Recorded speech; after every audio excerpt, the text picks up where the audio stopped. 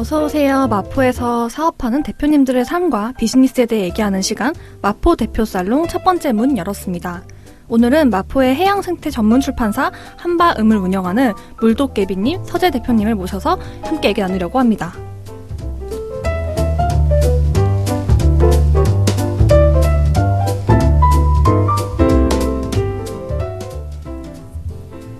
네, 안녕하세요. 저는 마드살롱에서 깔롱한 살롱지기를 맡은 은나입니다. 안녕하세요. 마드살롱의 마드모아제를 맡은 연주입니다. 네, 이번 주 마드살롱 첫 번째 시간에 행차해주신 VIP죠. 한바음 대표님 두 분 오셨습니다. 청취자분들께 인사 먼저 해주실게요. 네, 안녕하세요. 바다환경문제 전문 출판사를 운영하고 있는 번역가 서서지입니다. 네, 안녕하세요. 마찬가지로 바다환경문제 전문 출판사 한바음에서 활동가 부분을 맡고 있는 물도깨비라고 합니다. 네, 저는 물도깨비랑 같이 작년에 저희 같이 제주에 갔다 오는 영화를 함께 찍으면서 연이 시작됐는데요. 사실 알고 보니까 마포 FM에서 또 본 적이 있었더라고요. 그래서 여기저기서 함께 이렇게 또 지나가면서 마주했던 그런 인연으로 이렇게 좀 초대를 하게 됐고요. 서주대님 같은 경우도 같이 두 분이서 마포 FM 운영하셨더라고 들었는데 좀 짧게 한바음과 함께 이제 어떤 방송 하셨었는지 소개해 주시면 좋을 것 같아요.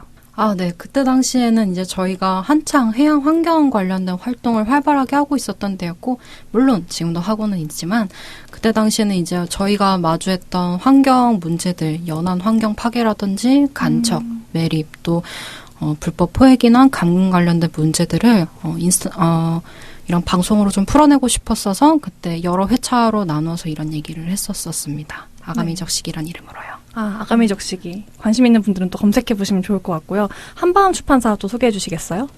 네, 저희는 바다 환경 문제를 전문으로 하는 출판사고요.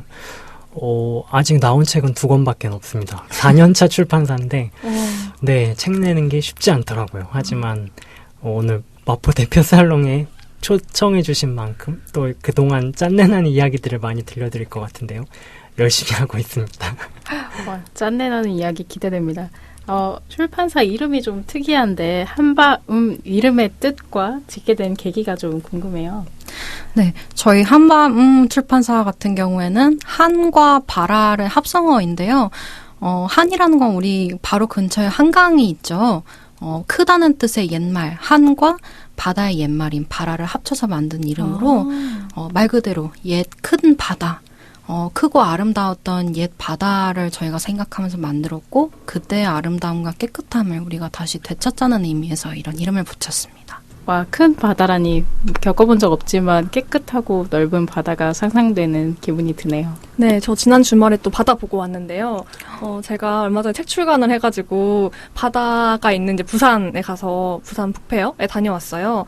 여러분은 이번에 이제 휴가 때 혹시 뭐 하셨는지, 그리고 쉬는 날 보통 뭐 하시는지 궁금한데, 저는 물도깨비님부터 어떻게 지내셨는지 궁금해요. 휴가라니, 저희는 휴가라는 게 약간 마땅히 없는 삶을 살고 있었던 것 같아서, 보통 이제 쉬는 날이 되면은 뭐 가능하면 연대를 가거나, 아니면은 저희끼리 사무실에서 가만히 죽치고 책을 읽거나, 각자가 만들고 싶은 것들을 만드는 시간을 보내는 것 같네요. 네.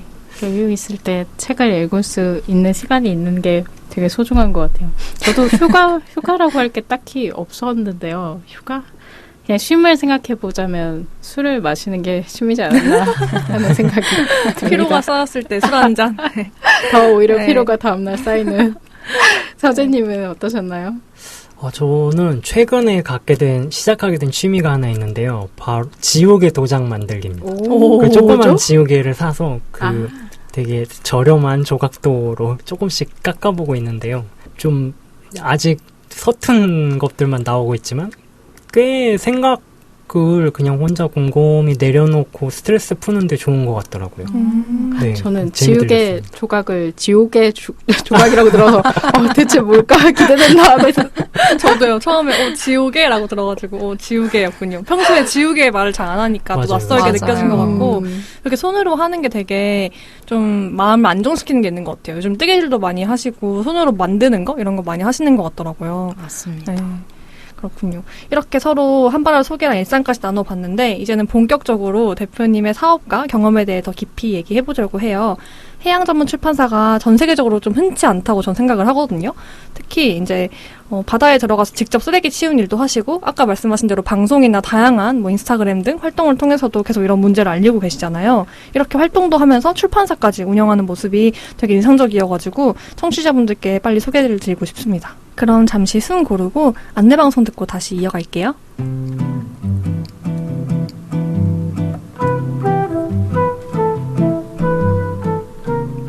마대살롱은 마포 FM 외에 팟빵, 팟캐스트, 유튜브, 스포티파이에서도 만나실 수 있는데요. 댓글 남겨주시면 다음 회차에서 직접 소개해드립니다. 협업이나 광고 제안은 인스타그램 DM 또는 이메일 마포비즈살롱 mapobizsalon@gmail.com으로 편하게 연락주세요.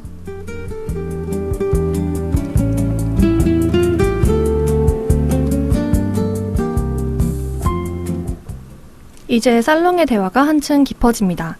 지금 함께하고 계신 물도깨비 대표님과 서재 대표님과 함께 마포에 둥지를 트게 된 계기부터 앞으로의 꿈과 목표까지 내밀한 얘기 나눠볼게요.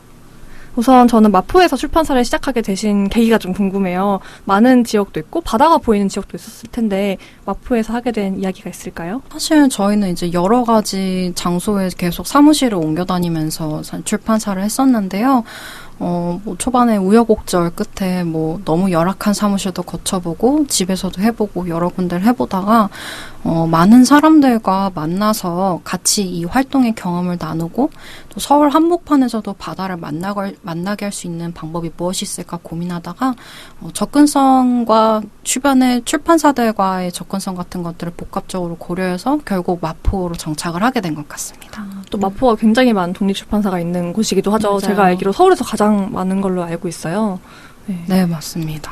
출판사도 많고 사람도 많고 사람을 찾아서 네. 이쪽으로 오신 것 같네요. 네, 그런 셈이죠. 한방음을 만들기 전에는 두 분께서 어떤 일을 하셨는지도 궁금한데요. 어떠세요?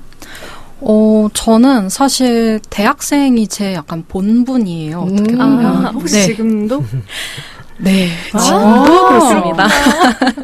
대학교를 저는 이제 여기저기 다닐 때마다 진작에 졸업해야 될 때인데 아직도 졸업을 하지 않고 학교에 붙박이로 남아있다고 말하고 와. 다닙니다. 그래서 원래는 이제 대학교를 다니면서 활동을 같이 했었는데요. 그때 이제 이런 활동들을 어떻게 하면 더 알릴지 고민을 하던 끝에 학교에 이제 독립 언론사에 들어가서 편집자로서 해양 환경 문제를 중심적으로 글을 쓰기 시작했었고요. 그런 활동을 하다 보니까 이게 단순히 교재만으로는 이 이야기가 닿는 데는 한계가 있구나라는 고민도 하고 또 우리나라에 필요한 담론을 형성하는 데 필요한 자료들을 국내 출판을 좀 더 했으면 좋겠다라는 고민 끝에 여기저기 찾아 헤매다가 저희 다른 대표님인 서재님을 만나게 되었습니다. 저희 우연히 되게 만났었죠. 어떻게 만나셨어요? 여러 가지 이야기가 있는데요. 서로가 쓴 글을 보다가 너무 깨비 대표님 되게 글을 잘 쓰시고 제가 그때까지 생각해보지 못했던 주제, 해양 환경이라는 주제가 저한테는 되게 생소했었거든요. 근데 그 주제에 대해서 되게 글을 엄청 기존의 관점을 깨주는 방식으로 글을 쓰셨길래 그 글들을 막 몰입해서 읽다가 연락을 서로 하게 됐죠. 그래서 저는 그 번역가 지망생이었고요. 그 번역가로 이제 데뷔를 하려고 준비를 하고 있던 중이었는데요. 그러다가 이제 깨비 대표님이 한국의 해양환경 관련된 어떤 책들이 필요한데 글을 써보려고 해도 많이 없다. 그런 이야기들을 토로를 하시다가 그러면 우리가 한번 책을 번역해서 같이 내볼까 해서 출판사를 만들게 됐습니다. 진짜 낭만적이기도 하고 되게 어떻게 보면은 꿈을 이루어가는 출판사네요. 한국에 없어? 그럼 우리가 만들면 되지. 이런 어떤 기계가 느껴지는 만남인 것 같아요. 없어? 차려. 네, 내가 이거 보고 싶은데 한글로 없네? 책 우리가 내버리자. 약간 이런 솔루션이 되게 인상 깊고 사실 이렇게 좋아하고 재밌는 꿈을 이뤄갈 때 또 어려움이 있잖아요. 사실 이게 사업과 이런 꿈을 이뤄가는 거 안에서 항상 고민이 있으실 것 같은데 그럴 때 어떻게 그 균형을 맞춰가시는지 또 궁금해요. 저희 같은 경우에는 사실 처음에는 되게 패기를 가지고 책 내보자 했어요. 근데 이 출판업이라는 게 사회 초년생이 하기에 되게 쉽지 않은 사업이더라고요. 여러분 잘 들으세요. 네. 어떤 면에서? 되게 중요한 부분은 책 한 권을 내는데 들어가는 돈이 되게 많이 드는 거예요. 번역은 이제 저희 같은 경우에는 제가 직접 해서 그 부분은 비용을 세이브를 했는데 디자인도 해야 되고 종이도 사야 되고 인쇄소도 물색해야 되고 유통도 해야 되고 창고도 빌려야 되는 거예요. 책을 쌓아놔야 되니까. 네. 거기다가 책이 다 팔리는 게 아니기 때문에 재고로 남고 다 팔리고 나면 그게 또 순수익으로 남는 게 아니라 다시 증세를 찍어야 되거든요. 그러면 또 들였던 초기 투자금이 다시 또 시장에 묶이는 상황이 돼서 그래서 처음에 저희가 설명드렸던 책이 2권밖에 안 나온 출판사일 수밖에 없게 된 게 첫 책의 그 여파를 지금도 지속되고 있는 길을 열심히 하고 있습니다. 저는 좀 궁금한 게 출판사 하고 싶은 분들에게 좀 큰 도움이 될 것 같은데 번역서를 처음 해오실 때 몇 권이 팔려야 이게 그 복구가 되는 정도인지 그 규모가 좀 궁금해요. 그 출판사마다 쓰시는 종이나 뭐 들이시는 비용이나 투자에 따라서 크게 차이가 나긴 하는데요. 일단은 출판계 전반에서는 1세를 보통 예전에는 2,000부부터 찍었는데 지금은 1,000부 찍는 것도 사실 1,000부부터 시작하거든요. 네. 근데 1,000부는 일단 다 팔고 나서야 손익분기가 발생할까 말까 합니다. 딱 그 1,000부까지가 어떻게 보면 제로네요. 그래서 사실 저는 또 이게 수익화도 수익화인데 종이 같은 경우도 이게 저도 친환경으로 책을 만들었다 보니까 좀 더 비싸잖아요, 단가가. 그쵸? 그래가지고 그런 얘기 좀 궁금해요. 종이가 저희가 지금 쓰고 있는 브랜드가 라는 이름의 종이인데요. 아마 아실 분들은 다 아실 수도 있을 것 같아요. 그 종이가 비용이 3-4배에서 많게는 7배까지 이제 보통 쓰는 종이에 비해 가격이 크게 차이가 나다 보니까 저희가 그런 종이를 선택하는데 처음에는 솔직히 고민을 진짜 많이 했고 저희끼리도 싸우기도 많이 싸웠었어요. 우리가 이렇게까지 해야 될까에 대해서 고민을 많이 했었는데 이건 이제 저희 출판사의 활동가적인 면이랑 좀 더 맞닿는 이야기일 것 같은데요. 지금 현재 제주도에 어떻게 보면은 제2공항 건설 사업과 연루된 어떤 건설 사업의 일환으로 비자림로가 새로 이제 확장 공사가 이루어지고 있어요.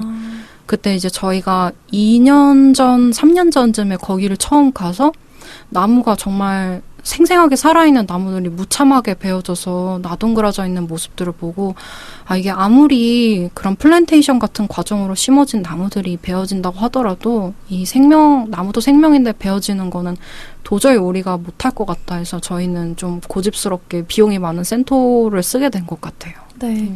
저도 지금 출간 과정에서 종이 단가가 다른 걸 이제 알게 되고 또 근데 하지만 제가 또 비건 지향을 하고 해서 환경에 관심이 있는 사람으로서 책을 낼 때 단가가 비싸도 아무튼 친환경 종이를 쓰고 싶다 이런 게 있었는데 그 이후 새롭게 보이는 것 같아요. 환경 출판사들이 이런 생태 얘기를 하는 책을 낼 때 더 비싼 책이 나올 수밖에 없는 이유가 이게 단가부터가 다르구나.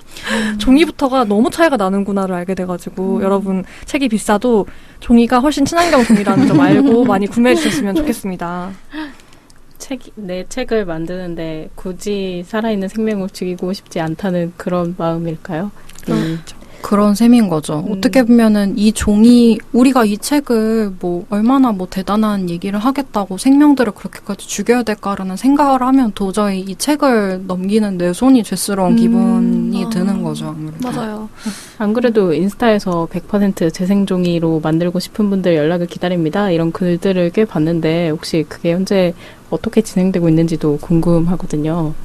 네, 저희가 이제 책이 2권 나왔고 첫 번째 책은 3세까지 찍었거든요. 그러니까 인쇄를 지금 한 4번 정도 한 상태인데요. 4권 첫 책을 내고 나서 이 종이를 계속 쓸까 말까 고민을 하다가 그래 한 번 더 찍자 그렇게 하고 또 한 번 더 찍자 하고 두 번째 책도 그래 이게 우리의 길이다 하고 지금도 그렇게 100% 종이를 선택해서 쓰고 있고요. 프로는 근데 100% 재생지가 국내에 몇 개 없어요. 네. 그래서 근데 그 중에 조금 더 저렴하면서 일반적인 단행본에서는 보기 좀 더 상대적으로 질이 낮은 종이도 있긴 있거든요. 그래서 그런 종이로 좀 시도를 해볼까. 또 굳이 책을 아주 고급 종이로 할 필요는 없을 것 같아서 그 컬러가 많거나 사진이 많은 책이 아니라면 조금 더 저렴하면서도 가벼운 장점이 있는 그런 종이 써보려고 합니다. 그리고 실제로도 저희 이런 책을 쓰고 종이를 하면서 되게 많은 곳에서 이런 종이의 선택이나 이런 보다 더 친환경적인 출판사를 운영하는 방법에 대해서 다른 독립출판사 운영자분들이나 또 다른 편집자분들이랑 종종 이제 이야기를 나누고 이런 거에 대한 상담을 해드리거나 아니면은 이런 거에 대해서 뭔가 좀 더 저희가 의견을 드리는 경우도 종종 있긴 했었어요. 그래서 어떻게 보면은 꽤 성공적인 홍보 내지는 어떻게 보면 영향력을 저희가 조금이라도 드리고 있지 않나 싶기도 합니다.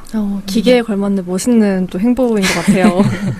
그리고 저는 그것도 배웠어요. 그 표지를 보통 우리나라는 많이 코팅을 하기도 하고 좀 엠보싱이라고 하죠. 일부를 반딱반딱하게 하는 그런 마케팅을 위해서 표지에 작업을 많이 후처리를 하는데 그게 다 당연히 플라스틱이나 비닐이기 때문에 쓰레기가 된다고 하더라고요. 그래서 그걸 하나도 안 하고 가공 없이 낸 책이 좋은데 그럼 책이 약해지잖아요. 그래서 저는 북커버를 요즘 많이 쓰고 있어요. 그래서 사실 북커버를 쓰는 게 뭐 책 표지를 가리고 싶어도 있지만 책을 좀 더 건강하게 친환경적으로 만들고 오래 보기 위한 또 시도일 수 있을 것 같아서 여러분도 시도해보면 좋을 것 같아요. 갑자기 제가 사실 토끼를 키우는데요. 토끼가 책을 갉아먹은 게 꽤 많거든요. 갑자기 이게 정말 나무이기도 하고 그렇게 이렇게 소중히 만들어낸 책인데 토끼가 못 갈게 잘 보관을 해야겠다라는 다짐이 좀 드네요. 커버를 다 씌우셔야겠네요. 다 씌워야겠네요. 커버에 송송 싸매서 놔둬야겠네요. 그리고 이제 아까 3세까지 찍으셨다고 말씀해 주셨는데 그 두 권을 내면서 사실 또 월세도 내야 되고 사무실 그리고 홍보도 해야 하잖아요. 그리고 여기저기 또 다니시는 것도 많고 한데 두 분 인건비는 어떻게 잘 되고 계신지 또 예민한 질문이지만 또 너무 궁금한 질문이라 안 할 수가 없네요. 맞습니다. 또 예민하면서도 되게 중요한 질문인 것 같은데요. 사실 저희는 지금 결론을 내리기로는 책으로 수익을 낼 수는 없다는 거는 이제 확인을 한 것 같아요. 그래서 지금까지는 그동안 적금 모은 거, 부모님한테 빌린 거, 막 그런 식으로 버틴 것 같고요. 다만 이제 책을 내고 나면 새로 가지게 되는 기회들이 많이 있잖아요. 강연도 생기고, 워크샵이나 북토크도 감사하게도 많이 불러주셔서, 그렇게 조금씩 비용을 벌충했던 것도 있는 것 같고요. 그리고 이제 책을 내면서 쌓이게 되는 출판인으로서의 실력도 있는 것 같아서 그런 부분에서 좀 외주를 받거나 프리랜서로 활동을 하면서 생활비는 그렇게 벌고 사실 출판사는 저희가 좀 더 이념적으로 철학적으로 추구하고자 하는 것들을 더 잘하기 위한 그런 플레이그라운드에 가까운 것 같아서 지금은 수익적인 부분은 수익이 나면 당연히 좋고 또 나야 하는 것도 사실이지만요. 일단은 우리가 하고 싶은 것과 해야 하는 거를 좀 더 집중해보자고 생각을 하고 있습니다. 와, 단순 사업이 정말 아니네요. 플레이그라운드라고 하신 게 되게 인상 깊은데요. 안 그래도 아까 그 번역비를 직접 해서 세이브했다고 하셨을 때 그게 정말 세이브일까라는 생각이 나의 생계비와 인건비는 어디에? 네, 그래서 인건비라고 여쭤본 이유가 아예 보이지 않는 또 비용들이 있다. 네. 와, 이렇게 여러 가지 활동들을 계속 해오고 계시는데 한바음이 언제 처음 만들어졌죠? 이 아이고, 죄송합니다. 이 한바음이 만들어진 게 이제 거의 3년 반이 다 돼가나요? 저희의 만남과 함께 시작된 게 거의 이 한바음이기 때문에 거의 이제 3년이 조금 넘어가는 차이고, 이게 긴 지난한 시간 동안 참 많은 일이 있었는데, 이 시간이 3년 같지 않고 꼭 10년은 된 것 같아요. 3년이 10년으로. 네. 이 3년이나 됐는데, 지금까지 돌아봤을 때 그러면, 20년 같은 3년을 돌아봤을 때, 어떤 것을 성취했다고 딱 떠오르는 게 있으실까요? 일단 저희가 바로 작년부터 했었던 저희가 지금 새만금 신공항 건설 반대 투쟁에 지금 계속 연대를 하고 있는데요. 수라라는 영화가 거의 이제 2년이 돼가죠. 이 영화가 처음 개봉되고 저도 이제 그 영화를 보고 나서 이 새만금에 아직도 갯벌이 매립되고 있는 상황이고 새만금 신공항 투쟁이 아직도 활발하게 이루어지고 있고 절박한 상황이구나라는 걸 처음 알게 돼서 그때부터 우리가 출판사로서 할 수 있는 게 뭐가 있을까? 활동단체를 겸한 출판사로서 어떻게 연대할 수 있지를 고민하다가 그곳에 계속 현장 연대를 다니고 또 작은 어떻게 보면 독립책자 같은 형태로 작은 책자도 만들고서 또 저희가 다른 양평에 있는 한 초등학교랑 연대를 하게 되어서 그 초등학교 학생들과 같이 영화도 보고 또 같이 얘기도 한 다음에 수라갯벌을 직접 답사를 한 적이 있었어요. 그래가지고 이제 그때 경험에서 이제 많은 어린이들과 학부모님들과 함께 수라의 상황을 직접 보고 이 사업이 얼마나 말이 안 되는 것인지 연안 파괴이자 얼마나 큰 생태 학살인지를 직접 목도하게 되어서 그 이후로도 나중에 이제 그 행사를 같이 주도해 주셨던 분께서 저희에게 말씀해 주시길 어린이들이 아직도 그곳의 상황을 궁금해한다고 하더라고요. 그래서 정말 저희에게 있어서는 그게 굉장히 큰 좀 소득이었던 것 같습니다. 저희가 되게 우연히 얼마 전에 갔던 강연을 들었는데 거기 새만금을 좀 법적 이슈를 다루는 강의를 들었어요. 근데 그게 알고는 있었지만 진짜 얼마나 졸속이고 얼마나 아무 목적이 없고 경제적 이득도 없고 환경 파괴가 얼마나 심각한지 다시 좀 체감을 했거든요. 근데 사람들이 너무 당연하게 이미 거기 제방 쌓았는데 어떻게 할 거야? 라는 식으로 이걸 돌이킬 수 없다는 생각을 많이 하시더라고요. 근데 사실 그게 진짜 바다를 메워서 땅을 만들겠다는 어떤 인간 중심적인 진짜 너무 지나치게 인간의 어떤 꿈이라고 해야 할까요? 그게 너무 과도한 욕심? 이 확 느껴지는 순간인 게 그 땅을 메워서 할 게 없잖아요. 그래서 공항까지 얘기 나온 건데 예전에는 뭐 농사를 짓겠다, 산업단지를 짓겠다 했는데 그게 다 적합하지 않게 밝혀졌고 아무 목적이 없는 땅 메우기를 하고 있는 바다 메우기를 하고 있는 거여서 너무 공감이 가고 그걸 알리는데 또 같이 열심히 활동하고 계셔가지고 응원하고 싶은 것 같아요. 저도 마찬가지입니다. 저 영화 수라를 볼 때 울었는데 어떤 장면에서 울음이 났냐면 그냥 아무 말 없이 거기 사는 생명들을 이렇게 쭉 보여주는데 그냥 보는 것만으로 눈물이 나더라고요. 이거를 그냥 자본의 논리로 그냥 없앤다고 한순간에 이게 말이 자본의 되나? 논리도 아니야 심지어. 돈을 버는 것도 아니야. 그 얼마 전에 밝혀진 보고서에 따르면 꼭 물론 경제적 가치가 모든 건 다 아니지만 갯벌이 거기 지으려는 단지보다 한 20배 이상의 경제적 가치가 있대요. 왜냐면은 그 물 정화하고 생명이 살면서 그 탄소 배출도 줄이고 뭐 이런 것들이 있기 때문에 경제 가치도 이미 새만큼은 없다. 그럼 네. 무엇을 위한 것인가? 그러니까 그게 정말 정치 논리죠. 정치인들의 이 지역에 우리가 뭐 해줄게 한 약속을 해놨으니 지켜야 한다는 정말 비즈니스 애즈 유주얼 같은 어떤 논리인 것 같아요. 맞습니다. 사실 저는 그곳에 갈 때마다 참 뭐랄까 가슴이 울컥하는 게 가만히 있으면은 그 뻘밭 한가운데를 걸어가다 보면은 발에 채이는 것들도 많지만 그곳에 살고 있는 수많은 염생식물들이나 가끔 가만히 보면은 물살이들이 물 위로 첨벙첨벙 뛰어오르거든요. 그러니까 그런 곳에 통째로 흙을 메워버린다는 거는 정말 그냥 생매장을 하겠다는 거죠. 그러니까요. 그게 말이 안 되는 너무 맞아요. 잔인한 거고 그걸 직접 보지 않고서는 알 수 없는 것들을 출판사를 통해서 또 책을 읽고 이곳을 접한 사람들이 또 직접 현장까지 이어질 수 있다는 게 저희한테는 되게 큰 보람이었던 것 같아요. 네, 사람을 움직이는 게 가장 어려운 건데 이 책자와 책을 통해서 또 만남을 통해서 그분들을 움직인 것 같아서 진짜 대단하신 것 같아요. 사업적인 측면에서 저희가 그동안 자랑하고 싶은 게 두 가지가 있는데요. 아, 사업적인 게 네, 있군요. 왜냐면 굉장히 그게 없었으면은 지금까지 못 버텼을 거기 때문에 네네. 두 가지가 궁금하다. 있는데요. 네. 네. 하나는 이제 저희가 첫 번째로 낸 책이 그 비싼 재생지로 600쪽짜리 풀컬러로 낸 해양 쓰레기 와. 도감인데요. 제목은 우리가 바다에 버린 모든 것이라는 책이고요. 그 책이 초판을 찍었는데 안 팔리던 와중에 2023년도 세종도서 교양부문 추천도서로 선정이 돼서 거의 이제 출판사에서 첫 책을 낸 출판사로서는 꽤 드문 경우로 그쵸. 네, 교양도서 선정이 돼서 문체부에서 800만 원어치 도서를 구입을 해서 전국 도서관에 비치를 하게 됐고요. 그래서 덕분에 2쇄를 찍을 수 있었고요. 그렇죠. 그래서 덕분에 출판사가 계속 할 수 있었고요.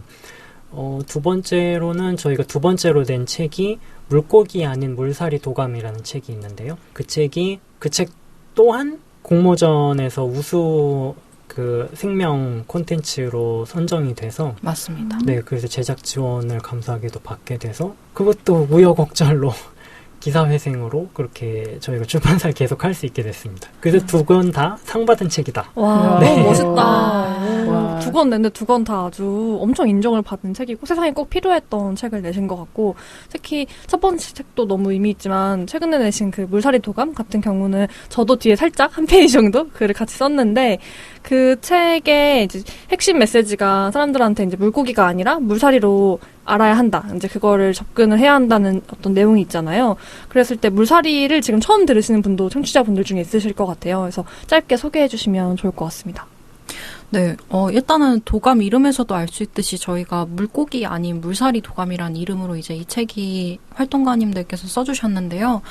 우리가 보통 물에 사는 생물들을 물고기 혹은 생선이라고 부르는데 이건 굉장히 폭력적인 말일 수도 있는 거죠. 우리가 사람한테 사람고기라는 말은 쓰지 않듯이 그렇게 뒤집어서 생각해보면 정말 끔찍한 말이 되는 거거든요. 그래서 우리가 단순히 음식 혹은 우리가 생명을 착취하는 어떤 자원으로만 취급하는 것이 아니라 물에 사는 생명, 우리랑 동등한 생명이고 존엄한 이들이라는 것을 좀 깨우치자는 뜻에서 우리 이 물살이라는 말을 쓰자는 운동이 벌써 몇 년이 된 것 같아요. 맞아요. 이 운동이 확산되기 시작한 지.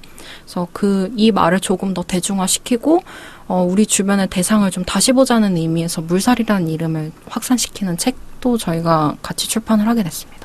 제가 이제 물고기 조사를 가끔 가기도 하는데요. 물고기 조사하시는 분들과 조금 친해서. 근데 제가 지금 물고기라고 하는 이유는 그분들께서는 이게 학명이 아니기에 물살이라는 표현을 반대하는 학계 연구자분들이 꽤 계시더라고요. 혹시 그런 비난이나 반대에 마주해 보신 적이 있으신지 이 물살이 도감 관련된 책 이야기를 하시면서. 저는 사실 아직까지는 없는 것 같고 일단 저희의 면전에다가 직접 그렇게 말씀하시는 분들도 없었긴 하지만 저는 일부러 그런 교수님들이나 좀 전문가들을 접할 때 일부러 물살이라는 말을 한번 설명하고 굳이 강조해서 좀 쓰기 때문에 일부러라도 좀 익숙해지게끔 학계에 있는 분들도 이런 좀 생명 윤리에 대해서 다시금 생각해보게 하기 위해서라도 굳이 고집해서 좀 쓰는 것 같아요. 그분들이랑 있을 때. 맞아요. 이거를 뭔가 연구 대상으로만 계속 바라보게 되니까 그렇게 일부러 지칭하지 않으면 놓치는 부분들이 꽤 많이 생기는 것 같아요. 맞습니다. 사실 저는 반대에 막 부딪힌 적은 저도 없지만 좀 고민될 때가 있긴 해요. 어떤 콘텐츠를 쓸 때 저는 물살이라고 쓰고 싶은데 이게 좀 대중적으로 보이려면은 그냥 혼용을 하거나 처음에는 물고기라고 쓰고 근데 저는 이 표현을 더 지향한다 이렇게 좀 설명을 써야 할까라는 고민이 될 때가 있고 또 한 가지는 제가 이제 어린이 콘텐츠 큐레이션 회사에 다니고 있는데 지금은 어린이 대상으로 쓰는 글이나 홍보물을 쓸 때 물고기가 너무 쓰기 싫은 거예요. 근데 어린이들은 물고기가 나오는 그림책이나 활동을 너무 좋아하거든요.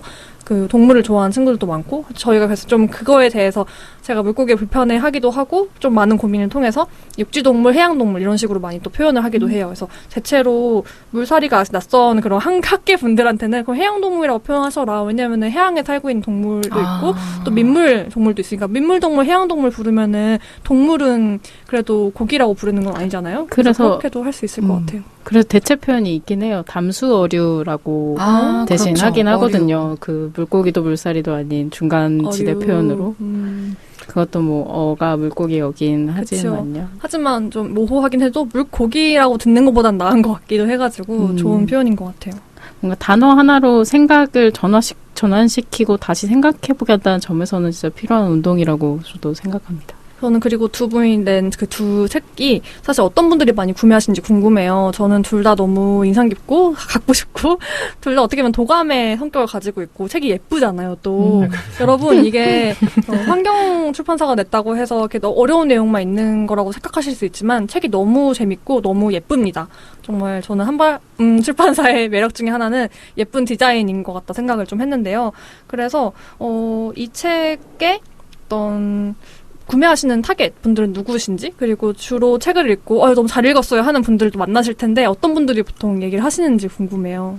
네. 저희는 사실 처음 출판사를 만들 때는 저희 또래 동년배이신 20, 30대 활동가분들이나 청년분들이 많이 읽으실 거라고 생각을 했었는데요. 근데 오히려 이제 온라인 서점의 판매 지수나 추이 같은 통계들을 보면 20, 30대보다도 40, 50대나 중장년층이신 분들이 훨씬 많이 구매를 하시더라고요. 물론 온라인 서점에서의 통계가 또 어느 정도 또 차이가 있을 수는 있긴 하고 저희가 북페어나 현장에서 뵙는 분들은 또 연령대가 고르게 분포해 있는 편이기도 합니다. 그렇지만 직접 뭔가 후기를 전해주시거나 하시는 분들 중에는 아이를 키우고 계신 양육자분들이나 보호자분들 혹은 학교에서 아이들을 가르치시는 선생님분들이 상당히 많은 편인 것 같고요. 그런 분들이 오히려 이제 전체적인 환경 담론이나 이런 쪽에서 더 많은 문제의식을 갖고 더 최신에서 다뤄지고 있는 담론들에 관심 많으신 분들이신 것 같아서 그런 분들의 그런 호응이 생각보다 굉장히 많다는 점이 또 새로운 발견인 것 같습니다. 저도 20, 30대 분들이 왠지 제일 많을 것 같았는데 생각보다 고르게 분포해 있다는 게 좀 신기하기도 하고요. 그리고 아무래도 새로운 지식을 찾으려는 분들이 좀 많으시긴 하네요. 뭔가 그 온라인 서점에서 구매대가 높은 거는 왠지 생태 쪽에 관심 있는 분들이 연령이 좀 있으신 분들이 많아서 그렇지 않을까 하는 생각이 들어요. 생태라기보다 식물이나 이런 환경 쪽? 네, 그런 것 같아요. 확실히 예전에 우리나라에 출간됐던 책들 보면 그런 도감이나 세밀화 도감들 특히 그런 것들이 오히려 전 세대에서 훨씬 많이 출판이 됐었고 훨씬 많이 읽혀지고 소비됐던 것 같아서 그런 관심사가 어떻게 보면은 지금 세대가 될수록 낮아지는 게 아닌가 하는 그런 걱정도 조금 들기도 합니다. 사실 저희가 그거를 역이용해서 이제 이 제목에 굳이 도감을 넣었던 것도 같이 이제 도감이라는 이름을 좀 추구했던 것도 있었잖아요. 이 과거 세대 같은 경우 이제 도감이라는 책으로 도감이나 서점 같은 총서류나 두꺼운 책들이 많이 나왔을 때는 이제 낚시로 인해 잡히는 어류들 내지는 좀 분류학적으로 약간 좀 사전적으로 생물들을 기술하는 경우가 많았는데 이들을 그런 인간 중심적인 목적이 아니라 정말 그들이 어떻게 살아가는지에 대해 더 초점을 맞춘 어떻게 보면은 해양 생태 감수성을 키우기 위한 책으로의 좀 씬을 어떻게 보면 뒤집는 책을 만들자는 의미로 저희가 좀 이 책의 제목에 그런 의미를 담았던 것 같은데 그래서 그런지 어쩌면 도감을 보고 싶어서 유입된 분들이 그런 뜻밖의 물살이라는 표현을 접하는 좀 비거니즘 책으로의 흐름? 연결 통로를 만들어준 게 아닌가라는 생각도 좀 드는 것 같아요. 맞아요. 근데 저는 물살이 도감의 가장 어떻게 보면은 흥미로운 지점이라고 해야 할까요? 그러니까 그런 말씀해주신 부분인 것 같아요. 기존에 물고기 도감 하면은 떠오르는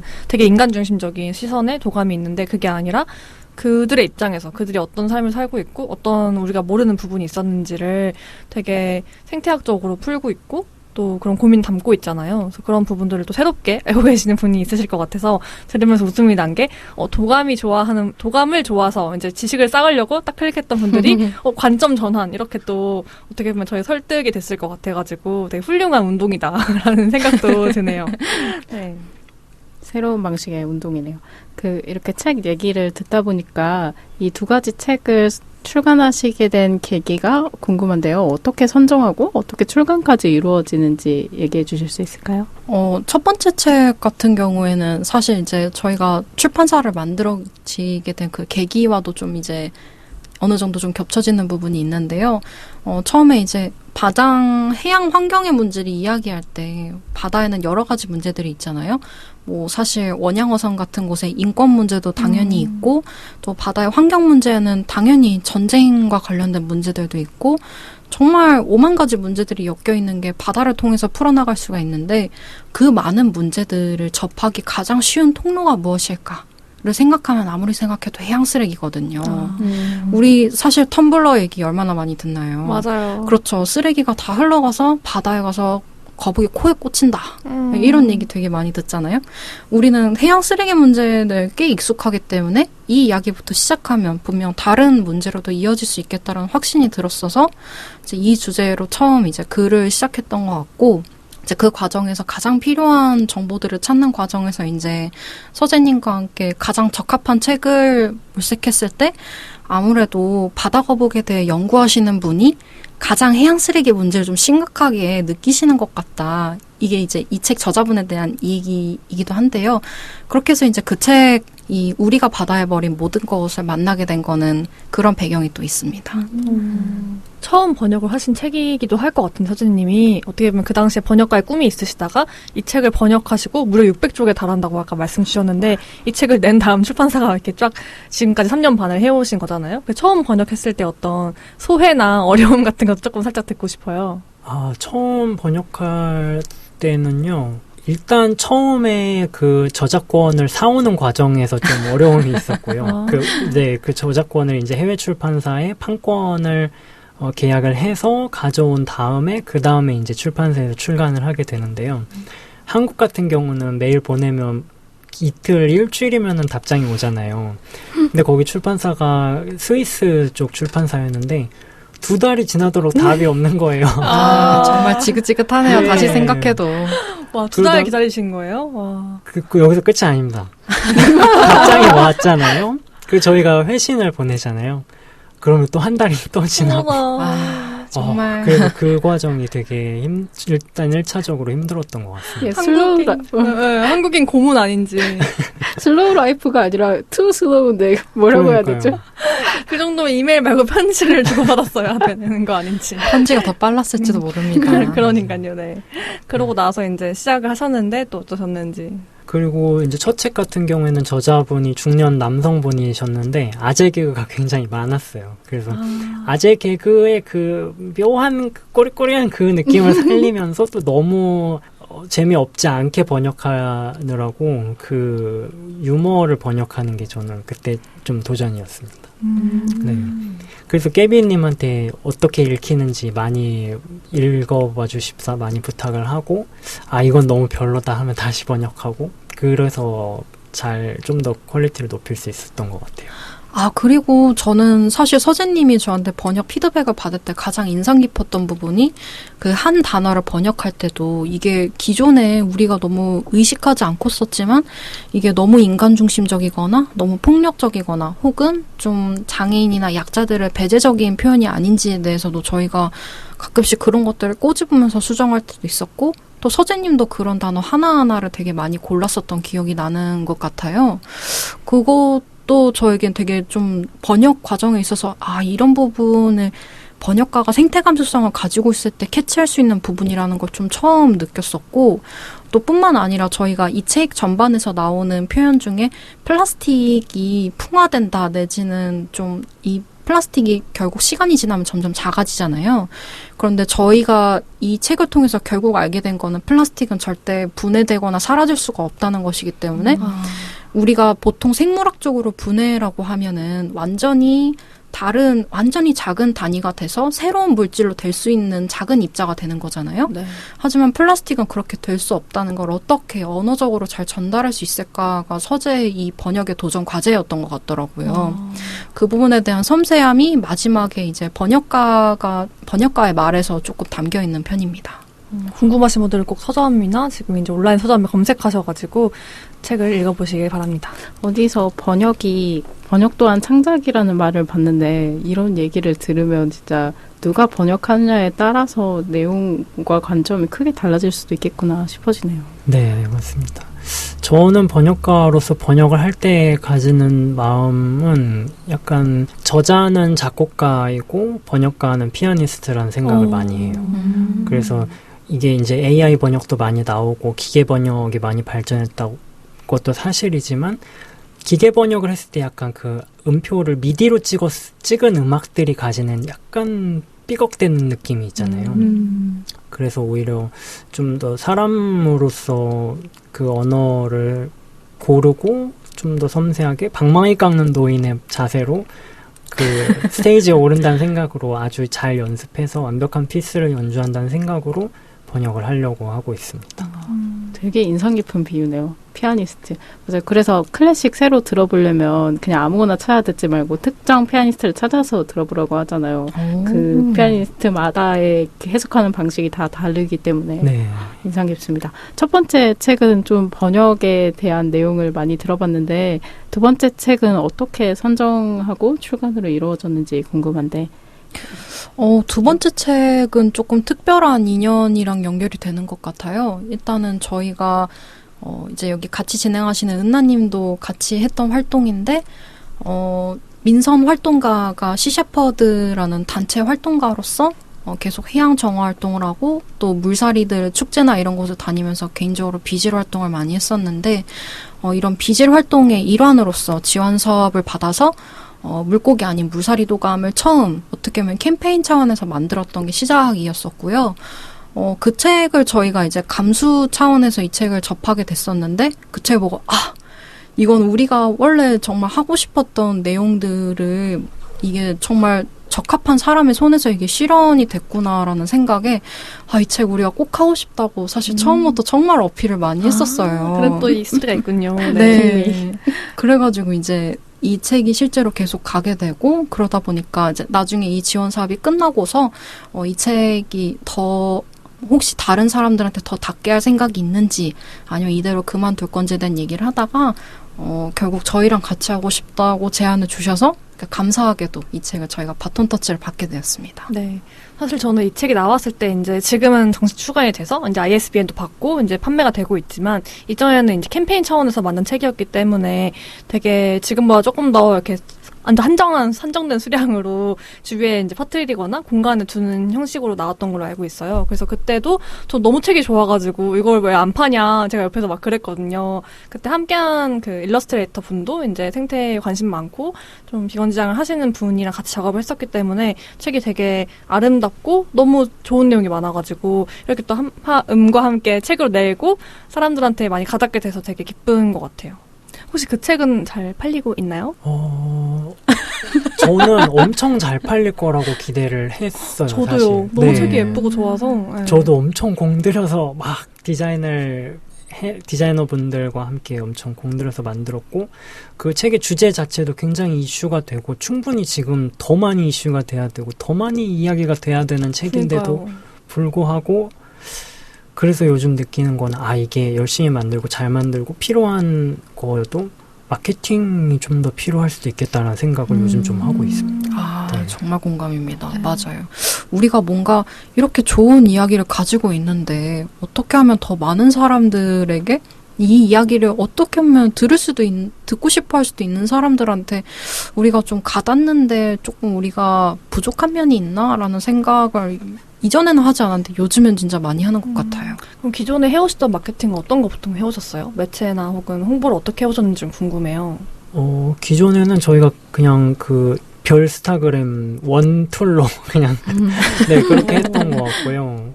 그러다가 신간 나왔을 때 보도자료 한번 내본 적이 있는 것 같고 그냥 네이버 블로그 같은 곳에 글 올려주시는 분께 한번 의뢰해가지고 싼 가격에 한번 글 써주십사 이렇게 해본 적 있고 그랬던 것 같습니다.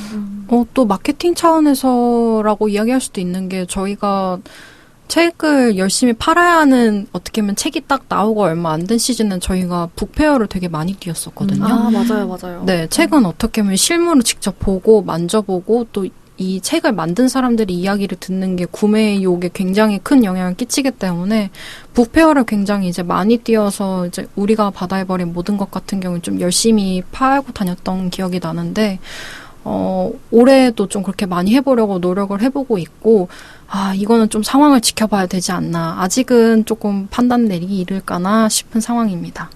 마케팅에 대한 이야기를 넘어서 제가 인스타를 열심히 좀 탐독을 해봤는데요. 인스타 바이오에 이렇게 적어주셨어요. 착취와 개발이 아닌 바다와 생명의 시선에서 해양 환경 문제를 이야기합니다. 해변을 청소하고 물살이들을 위해 시위를 하고 있습니다. 라고 적어주셨거든요. 이 설명을 보면 진짜 출판사가 아니라 환경단체 소개처럼 보이는데 앞선 두 가지 책을 통해서 전해주고 싶은 메시지도 이와 맞닿아 있는 듯하고 정체성에 대해서 한번 설명을 해주시면 좋을 것 같아요. 한바음은 환경단체인가? 출판사인가? 몇 대 몇 정도 비율인가 이런 것도 궁금해요. 그거는 저희가 정말 유구하게 매번 듣는 질문인데요. 정말 한 분도 빠짐없이 저희의 출판사에 대해 궁금해하신 분들은 모두 하는 질문이었던 것 같아요. 도대체 이 출판사의 정체가 뭐냐. 결론부터 말하자면 활동 단체도 맞고 출판사도 맞는 것 같습니다. 정확히 그 중간 어디에서 이렇게 왔다 갔다, 시기에 따라 왔다 갔다 하는 것 같고요. 출판에 좀 더 치중을 해야 되는 시기에는 출판에 조금 더 활동을 비중을 두고, 지금 활동이 더 필요하고 책과 연관된 좀 현장으로 많이 가다야 될 때는 현장 활동과 이런 연계 행사에 좀 더 집중을 하는 이런 좀 유동적인 상황이고, 그렇기 때문에 어느 한쪽으로만 완전히 치우친 곳은 아닌 것 같아요. 전 또 인스타그램에서 보면서 최근에 이제 진행하신 것 중에서 저 너무 가고 싶었는데 못 간 게 있는데 밤샘 책 모임 한번 하셨잖아요. 근데 저는 그것도 일종의 마케팅이라고 볼 수도 있고 또 사람들과 만나보는 좀 기회였을 것 같은데 어떻게 기획을 하시게 되신 건지 그리고 이거에 대한 후기 같은 건 좀 궁금합니다. 네, 일단 기획을 하게 된 제일 큰 이유 중에 하나는 저희가 출판사를 하고 있다는 말이 무색할 만큼 너무 바빠지니까 책을 손에서 놓는 기간이 너무 길어지는 거예요. 또 활동 바쁘셨군요. 네, 그냥 활동도 활동대로 하면서 출판사는 또 수익이 안 나니까 또 다른 생활비를 벌기 위한 일들도 해야 되고 그래서 너무 바쁘다가 우리가 출판사인데 책을 이렇게 안 읽는 게 너무 허기진다 그런 생각이 들어서 그냥 밤샘으로 책을 날 잡고 읽었으면 좋겠다는 생각을 하게 됐죠. 그래서 저희들끼리만 읽은 게 아니라 다른 분들과 함께 읽으면 또 더 이 지식 피톤치드가 함께 나오면서 네, 책을 읽을 수 있지 않을까 해서 그렇게 기획을 하게 됐습니다. 앞으로 또 하실 계획이 있으신가요? 너무 가고 싶은데 좀 주기적으로 해주시면 좋겠거든요. 저희의 체력이 닿는 한 할 것 같고요. 이게 사실 밤부터 아침 6시까지, 그러니까 해가 뜰 때까지 서로 작업을 하고 이제 복돋아주고 또 공유하는 시간을 보내다 보니까 꽤 피곤하고 체력적으로 조금 지칠 수도 있는데 또 그만큼 약간 만족감이랄까요? 어느 정도 배부름이 또 있는 것 같아요. 그래가지고 저희도 꽤 나름대로 한 달에 한 번씩은 열어보려고 노력하고 있으니까 네, 기회 되시면 와주시면 아주 반가울 것 같습니다. 네. 제가 본업이 마케터잖아요. 일종의 이것도 최근에 텍스트 힙 같이 느껴지기도 했거든요. 남들은 술 먹고 클럽 가서 춤추고 저도 좋아하지만 그렇게 노는 경우도 있지만 또 어떤 날은 차분하게 책을 내리 읽으면서 노는 걸 수도 있잖아요. 그래서 다른 모양의 휴식이자 놀일 수도 있겠다. 사실 책을 요즘 모르겠어요. 교육 쪽에서도 그렇고 좀 공부로 인식을 많이 하는데 저는 그것도 그냥 미디어 콘텐츠라 생각을 하거든요. 뭐 만화 보고 싶으면 만화 보듯이 영화 보듯이 책도 보고 싶으면 보는 건데 이게 왜 참 힘들까 그런 생각을 하면서 함께 읽는 것도 되게 멋있고 재밌는 행사인 것 같아서 더 많은 분들이 알았으면 좋겠네요. 뭔가 이렇게 뒤집어 엎는 일들을 많이 하시네요. 이렇게 관점만 없는 책들을 내시는 것도 그렇고 밤새서 노는 게 아니라 밤새서 책을 읽는 것도 그렇고 왜 요즘에 아침에 그 클럽처럼 모여서 노는 모닝 커피 레이브? 맞아요. 유행이잖아요. 네, 그것의 약간 반대 버전 느낌이기도 하고 신기하네요. 그 공간에 저도 한번 가보고 싶은데 그 공간 혹시 외부인에게도 항상 열려 있나요? 아직 항상 열려 있지는 못하고요. 저희가 그래도 정기적으로 그 공간을 열어두는 시간을 가지려고 좀 준비를 하고 있고요. 저희가 지금 3년 반 동안 활동하면서 바다 관련된 책들을 서점이나 헌책방에서 발견할 때마다 그냥 이건 사야 돼 하고서 산 책들이 벌써 한 500권 정도 됐어요. 그래서 그 책들을 이제 분류를 해서 도서관처럼 라벨링을 해뒀는데요. 조금 더 정기적으로 공간 오픈 시간을 열어두고 저희가 그 수제청 에이드랑 커피 만드는 걸 되게 좋아해서 공간에 오시면 한 잔씩 무료로 해드리려고 준비하고 있습니다. 네, 방금 소개해주신 그 책을 모은 서재님이 만든 서재라고 해야 할까요? 아무튼 그거를 인스타에서 봤을 때 너무 대단하다 진짜. 저도 책이 많지만 정리하는 게 쉽지가 않잖아요. 쌓아만 두고. 그래서 그걸 다 라벨링하고 사람들이 볼 수 있게 해가지고 너무 가보고 싶다. 그리고 이거를 관심 있는 분들은 너무 와보고 싶을 것 같다 생각을 했어요. 그래서 그거를 기획하게 된 계기도 좀 궁금해요. 이게 단순히 책이 많으니까 해보자 였는지 어떻게 공유하고 나눌 마음으로 하셨는지 좀 더 소개해 주시면 좋을 것 같아요. 이게 어떻게 보면은 서재님과 저의 성향이 조금 관련이 돼 있는 것 같아요. 그 북호더라는 말 혹시 들어보셨나요? 알죠. 아시죠? 바로 접니다. 네, 바로 우리 모두의 모습인데요. 책을 진짜 내가 읽고 싶은 내용이 됐던 뭐가 됐던 다 읽지도 못하는데 이렇게 꼬닥꼬닥 사서 모으는 사람들 있잖아요. 그게 저와 서재님입니다. 그런데 또 특히나 저희가 좋아하는 주제이고 이런 거는 어떻게 보면 아카이빙을 꼭 해놔야겠다라는 소중한 책들이 있으면 그걸 모았었는데 그중 하나가 이제 해양 환경 도서들이었던 거죠.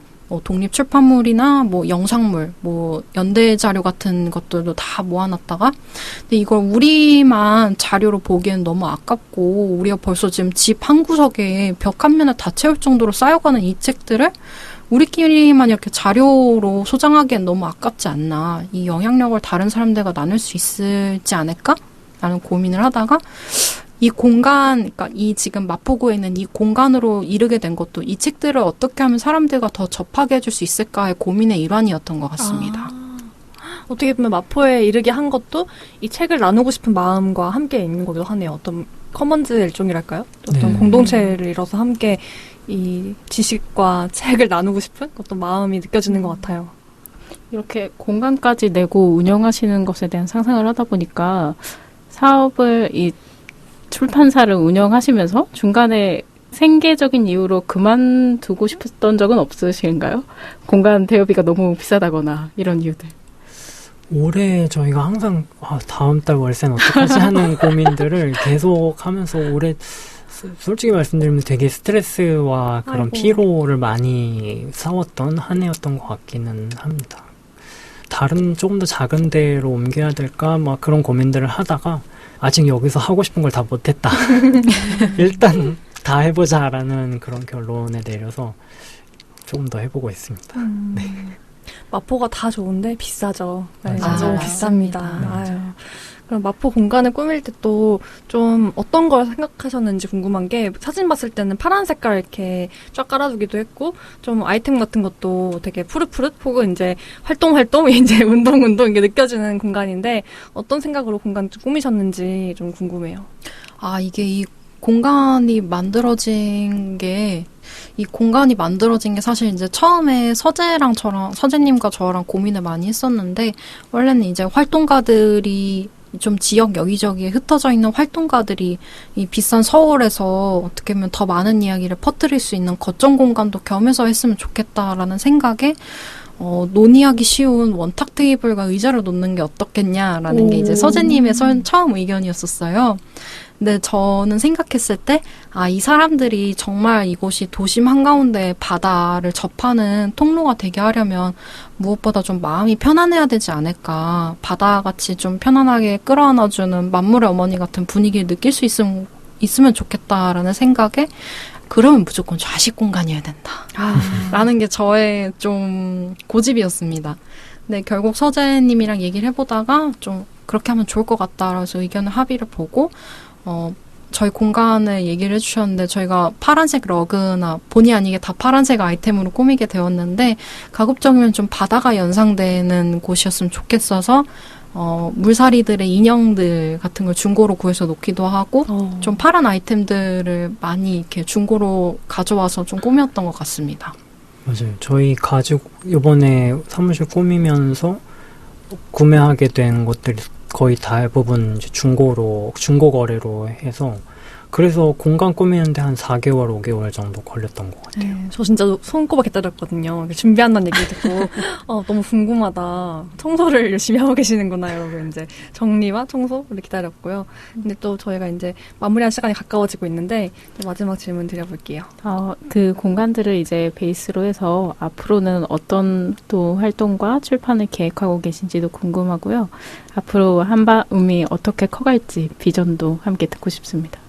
제가 공간에서 준비하고 있는 것 중에 하나는 해외 해양 환경 담론 읽기 모임 같은 걸 준비하고 있고요. 그래서 제가 번역을 하고 있는 만큼 해외 콘텐츠들, 다른 나라 언어로 된 그런 자료들을 같이 읽으면서 좀 공부할 수 있는 거를 해보려고 하고 있습니다. 저희 또 그 밖에도 이제 출판뿐만 아니라 다양한 활동가들과의 연결 통로를 좀 더 강화하고 있는데, 그 중 하나가 가장 가까운 9월에 이제 있을, 마포 FM의 PD이기도 했던 지혜님이 오키나와에서, 전쟁기지 반대 활동을 하면서 1년살이 했던 활동을 공유하는 공유회를 서울에서도 저희 공간에서 열게 되어서요. 이번 이 9월 마지막 주에 열린 이 행사뿐만 아니라 다양한 활동가들의 이야기를 저희 공간에서 공유회 형식으로 열어볼 생각입니다. 네, 저도 북토크를 하고 싶은데 나중에 환경 관련된 글 쓰면은 가서 꼭 활동 같이 하고 싶고요. 네. 오늘부터 쓸거리를 찾아봐야겠네요. 그러니까요. 투고를 해야. 언제든지 환영입니다. 네, 아까 서대님이 이제 마포에 못다한 게 많다 하셨는데 못다한 걸 다 하는 그런 시간 보내셨으면 좋겠어요. 저희 벌써 이제 문 닫을 시간인데요. 너무 아쉽지만 이제 마포 살롱에서 방문하신 이제 우리 VIP 대표님들의 소감 하나 들어보도록 할게요. 오랜만에 마포 FM에서 방송을 하게 돼서 너무 긴장되고 그랬었는데요. 이렇게 불러주셔서 너무 영광이었고, 저희도 방송 질문지 보고 준비하면서 처음 출판사 만들었을 때 기억들을 새록새록 되살렸던 것 같아서 너무 의미 있는 시간이었습니다. 네, 사실 서재님이랑 이제 긴장되던 마음으로 질문지를 어떻게 대답하지? 이러면서 대화를 많이 했었는데, 지금 생각해보니까 지금 다시 앞으로의 길을 좀 단단하게 만드는 질문들을 주신 것 같아서 감사한 기회라고 생각하고 있습니다. 저희가 감사드립니다. 네, 저도 역시 되게 반가웠고, 또 말씀해주신 지혜도 저도 아는 분이고, 또 민선도 아는 분이고 해가지고, 또 우리 다 한 식구구나, 이런 마음을 느끼면서 재밌게 방송한 것 같아요. 전 첫 방송이어서 긴장을 많이 해가지고 말을 많이 못한 것 같은데, 이걸 타이밍을 언제 맞춰야 될지도 모르겠고, 그래도 두 분께서 많은 이야기 이렇게 꺼내어 주셔서 감사하게 재밌게 방송했습니다.